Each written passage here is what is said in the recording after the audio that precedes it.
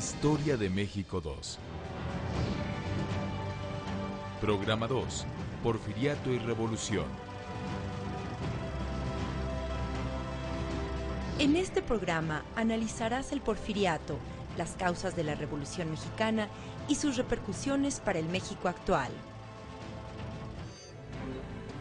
El México de hoy se formó por el sacrificio y esfuerzo de varias generaciones de mexicanos.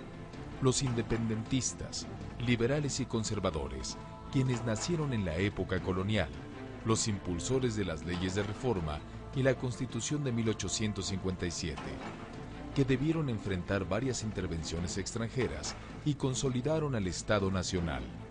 Hoy hablaremos de las generaciones que dieron lugar al porfiriato y de los revolucionarios que terminaron con este régimen. En este salón, a principios del siglo XX, el presidente Porfirio Díaz gustaba de recibir a los visitantes extranjeros distinguidos. Cuando esto ocurría, los indígenas y menesterosos eran retirados de los alrededores para que no molestaran la vista de los invitados. La clase dominante soñaba con un México que correspondiera a la prosperidad y la cultura europea.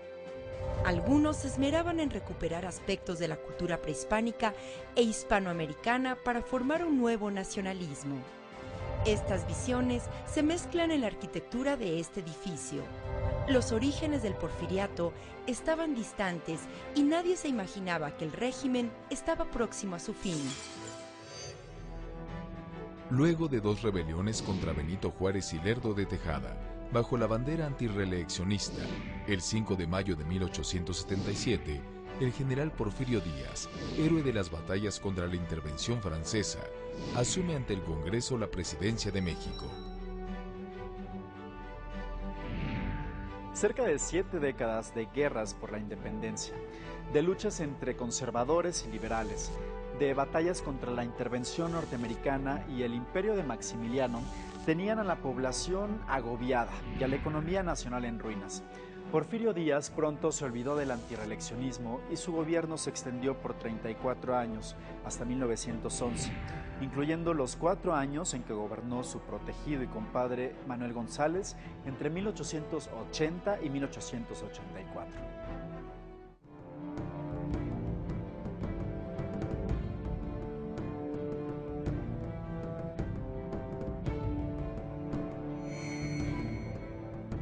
La primera preocupación de Porfirio Díaz fue afianzarse en el poder y obtener el reconocimiento de las potencias extranjeras. Su primer periodo de gobierno, entre 1877 y 1880, lo dedicó a deshacerse de sus enemigos. Bajo la consigna de «mátalos en caliente», acabó con los opositores más radicales. Combatió a bandoleros que asolaban el país y a los indígenas rebeldes. Cuando alcanzó la pacificación casi completa, obtuvo el reconocimiento de los Estados Unidos de América.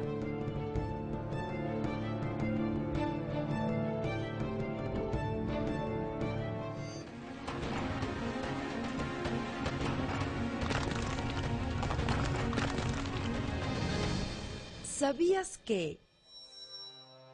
Durante muchos años, a fines del siglo XIX, las tribus apaches asolaron la frontera al norte de México a ambos lados del río Bravo. Tanto Estados Unidos como México se esforzaron para terminar con los ataques de estas tribus. En 1886, durante el porfiriato, el jefe Jerónimo se rindió al ejército estadounidense. Pero para llegar a este momento, fue decisiva la derrota del ejército federal mexicano, al mando del coronel Joaquín Terrazas, a las huestes del Indio Victorio, en 1880, en Tres Castillos, Chihuahua. Se cree que el nombre real de Victorio era Pedro Cedillo, un niño mexicano que fue raptado en un ataque de los apaches. Pedro había crecido entre sus captores y de adulto se convirtió en valiente defensor de quienes consideraba los suyos. Actualmente en Chihuahua existe un monumento que recuerda al Indio Victorio. Durante el gobierno de Manuel González, Porfirio Díaz era la mano que movía los hilos del poder. González impulsó la creación de más ferrocarriles, además del de México a Veracruz, que había inaugurado Lerdo de Tejada, y creó el primer Banco Nacional.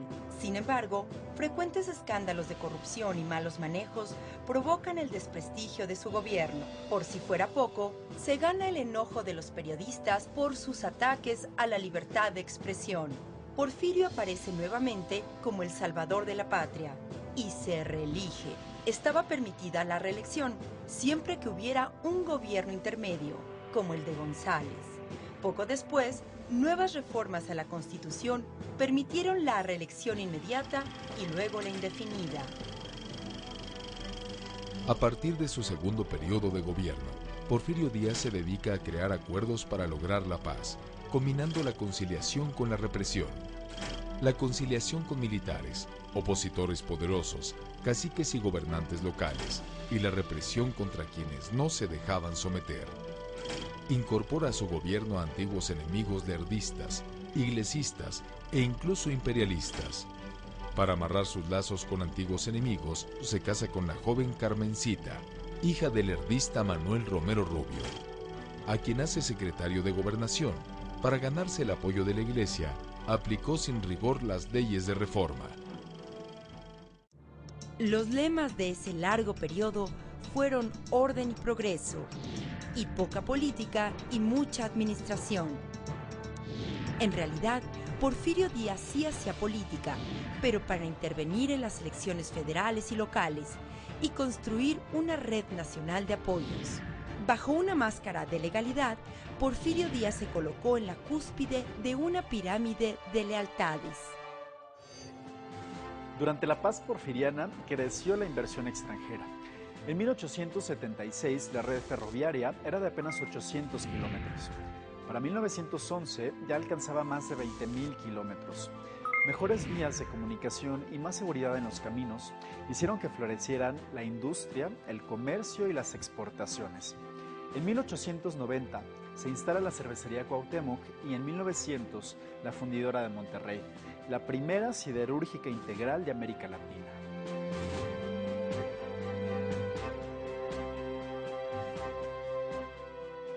Crecen los centros urbanos y la inversión se concentra principalmente en el norte, el Golfo y el centro del país. La llegada de la electricidad, la expansión del telégrafo y los inicios de la telefonía dieron un nuevo rostro a la vida económica nacional.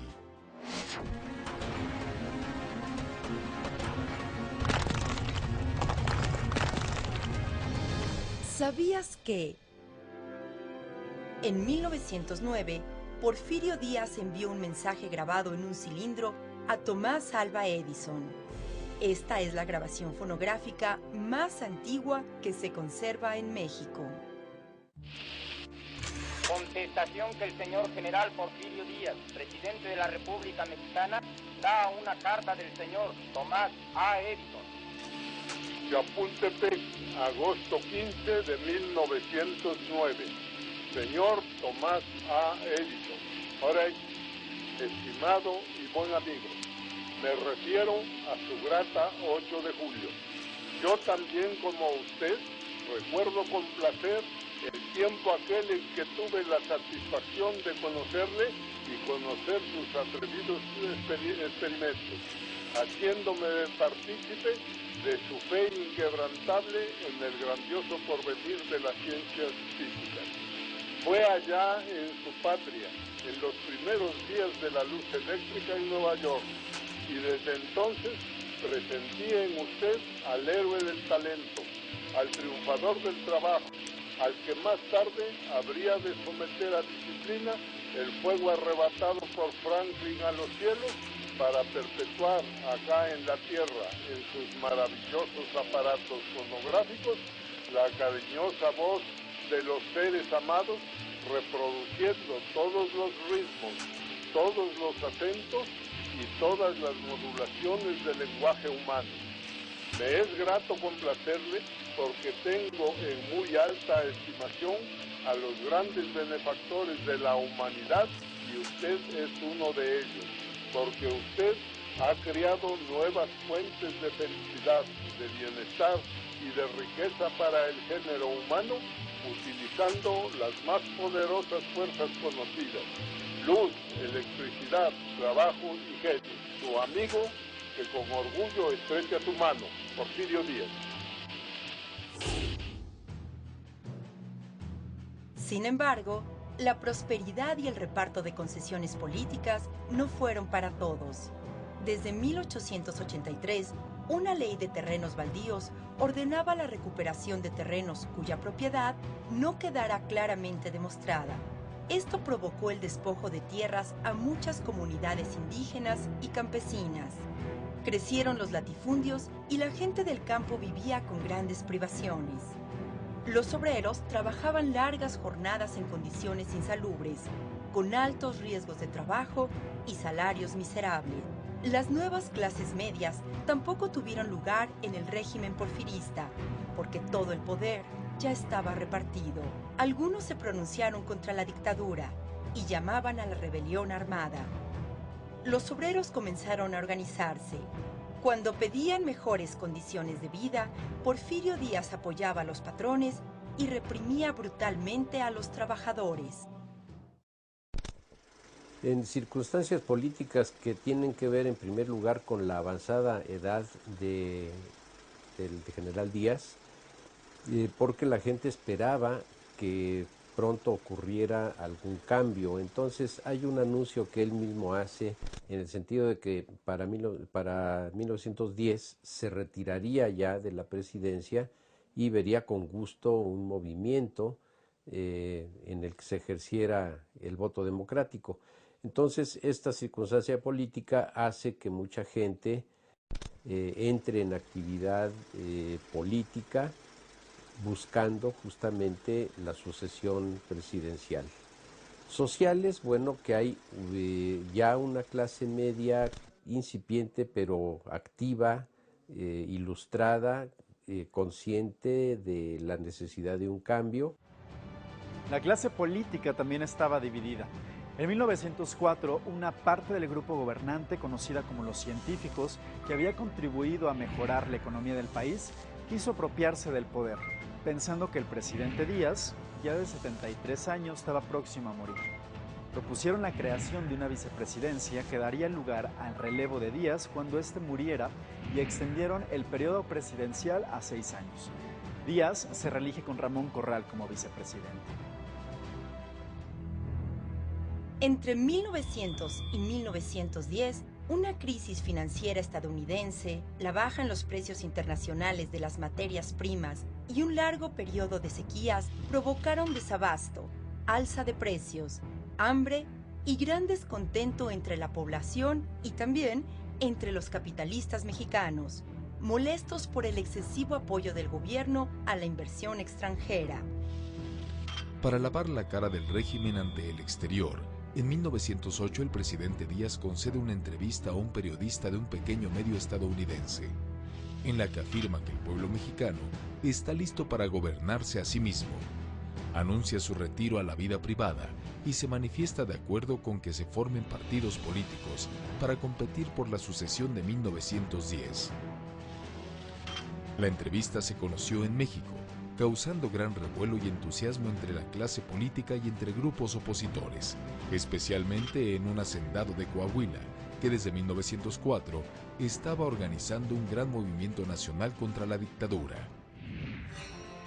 En un libro que resumía su ideario, Francisco I. Madero se pronunciaba por la libertad, la democracia, el imperio de la ley, la protección de las clases desfavorecidas, el retiro de Porfirio Díaz de la lucha electoral o su permanencia por otro periodo de 6 años, siempre que permitiera la elección libre y democrática del vicepresidente, diputados, senadores y gobernadores. Madero creía que la clase media estaba lista para gobernar y que hacía falta formar partidos políticos para que la gente se desarrollara políticamente de manera institucional y organizada. Madero interviene en la primera mitad de 1909 en la creación del partido antirreeleccionista. El libro La sucesión presidencial en 1910, el Partido Nacional Democrático, que Madero escribió durante 1908 como parte de su preparación para participar en la política nacional, refleja muy bien, muy adecuadamente la personalidad política de Madero. En él argumenta cómo la historia independiente de México durante el siglo XIX se va desarrollando el militarismo, y a partir del militarismo el poder absoluto, hasta llegar a la dictadura de Porfirio Díaz, que él consideraba como un poder absoluto. Dice él que los militares le hacen servicios a la patria y luego se los cobran muy caro. Este fue el caso de Iturbide, fue el caso de Santana y era el caso también de Porfirio Díaz, que había participado en la guerra contra los franceses. Es un libro con el que Madero intenta convencer a los mexicanos de que ha llegado el momento de sacudirse la dictadura, ha llegado el momento de hacer uso de sus derechos, de ejercer sus libertades. ¿Para qué? Para conquistar la libertad, para que cada quien pueda ser dueño de su destino, para que los ciudadanos ejerzan su derecho a elegir a sus gobernantes y de esta manera ser libres nuevamente. Y en el libro también propone él dos principios muy sencillos para convencer a los mexicanos, que son el sufragio efectivo, o sea, hacer realidad el derecho al voto, y la no reelección. Madero emprendió lo insólito, una campaña política. Realiza 5 giras por varios estados con una pequeña comitiva.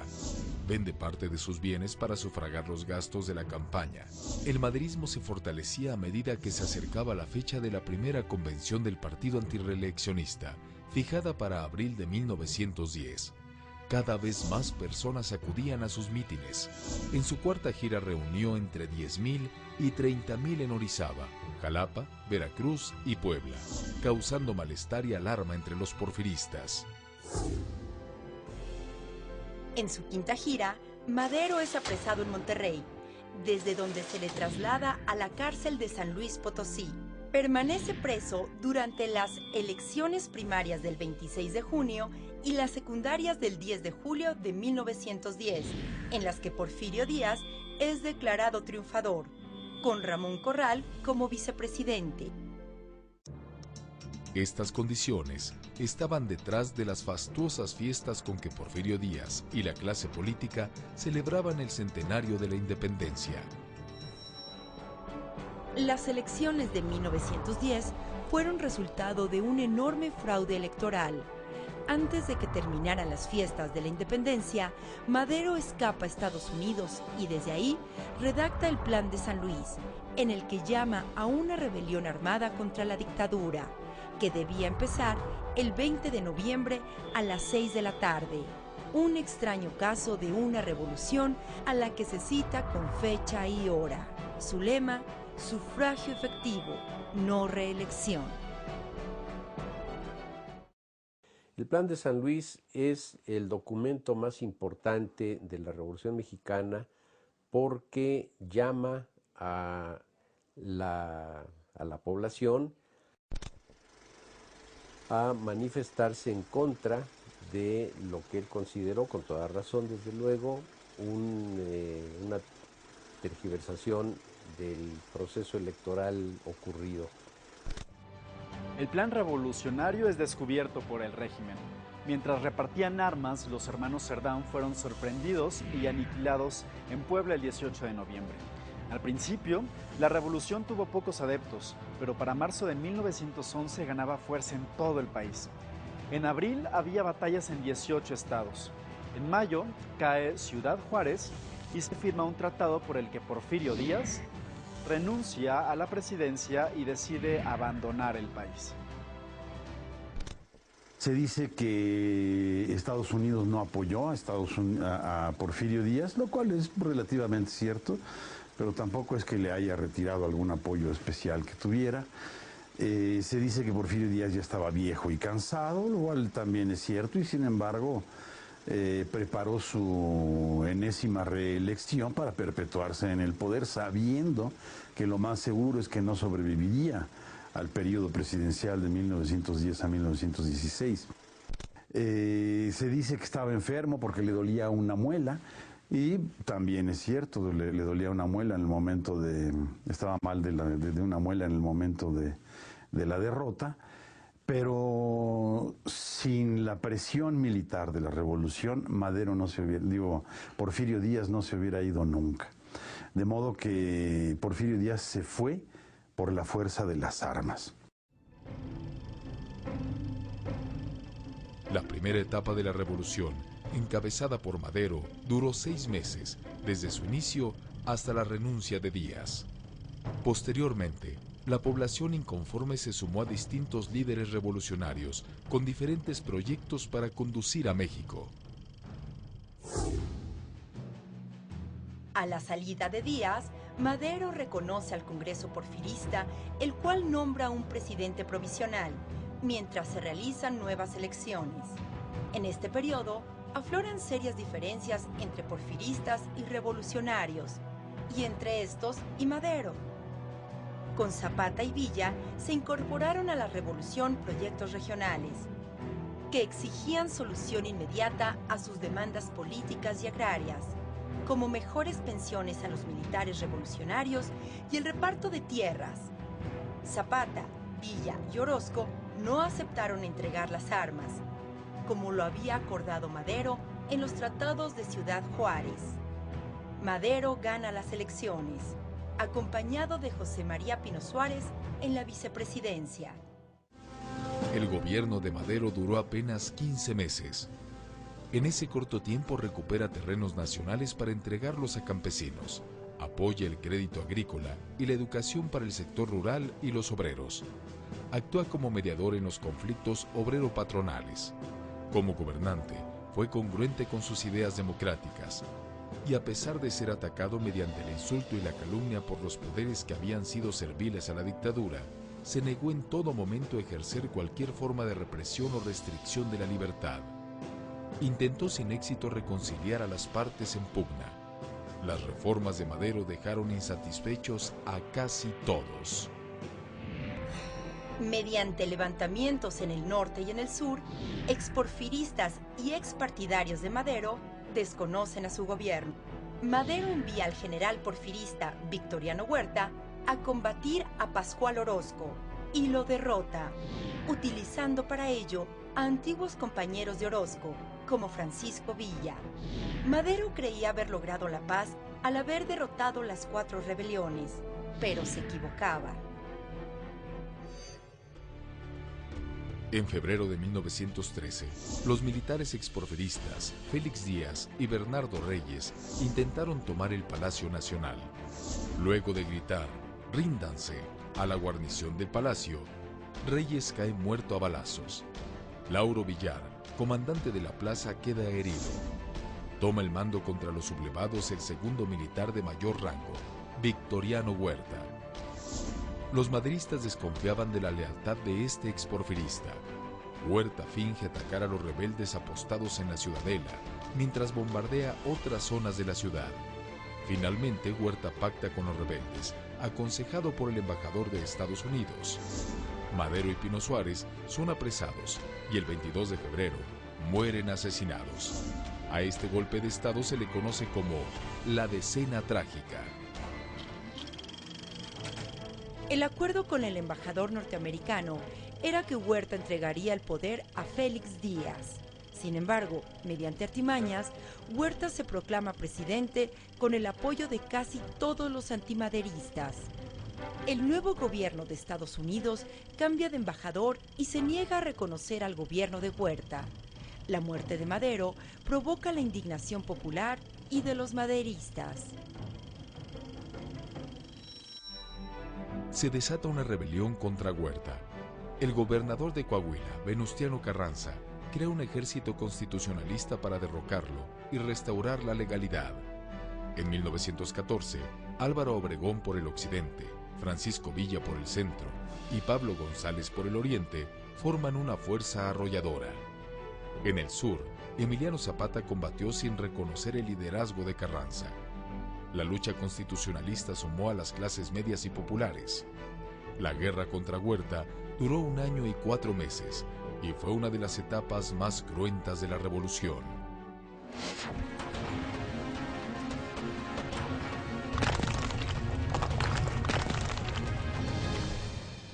¿Sabías que durante la toma de Zacatecas por las fuerzas de Francisco Villa en 1914, murieron más de 10,000 soldados federales y 2,000 fueron hechos prisioneros?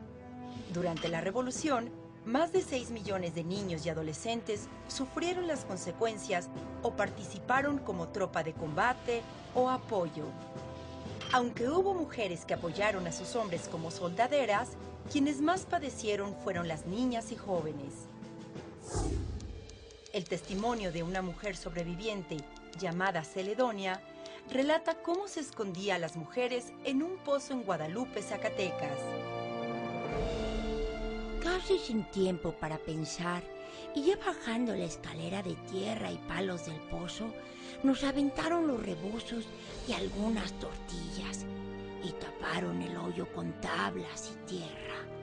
Pronto estuvimos todas como pichones, con mucho frío, acurrucadas y temblorosas en un rincón de la repisa, sin poder encender ni una vela, esperando, angustiadas, con la muerte abajo y con la muerte arriba.